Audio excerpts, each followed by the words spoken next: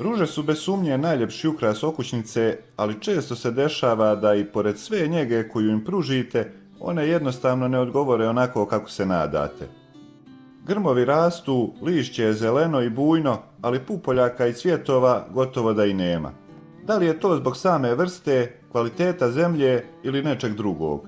U stvari, odgovor na ovo pitanje je često mnogo jednostavniji nego što mislite. Jedan od razloga može biti mjesto, odnosno nedostatak sunca koji svakako utiče na količinu cvjetova.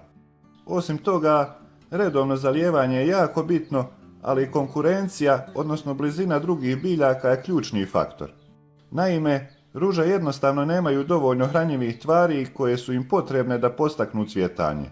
Srećom, postoji jednostavno rješenje koje ne zahtijeva nikakvu skupu kupovinu, prirodni preparat koji možete veoma lako napraviti kod kuće. Glavni sastojak ovog rastvora je ricinusovo ulje, koje je poznato po svojim ljekovitim svojstvima, a osim što ima široku primjenu u kozmetici i njezi kože, jako je korisno i za biljke. Ricinusovo ulje sadrži prirodne masti i hranjive tvari koje pomažu u jačanju korijena i stimuliraju biljku da usmjeri svoju energiju na rast cvjetova, a ne samo na rast lisne mase. Osim toga, ricinusovo ulje poboljšava strukturu tla oko ruža, čineći ga prozračnim i plodnim, što pomaže biljci da bolje upije hranjive tvari iz zemlje, što će ju učiniti zdravijom i otpornijom.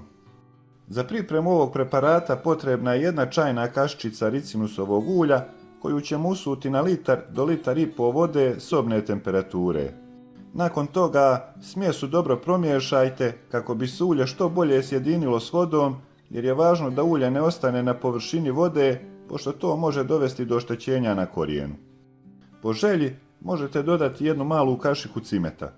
Cimet je prirodni zaštitnik za biljke jer sprječava pojavu gljivica u tlu i pomaže održavanju zdrave mikroflore oko korijena, što omogućava ružama da bolje rastu i cvjetaju.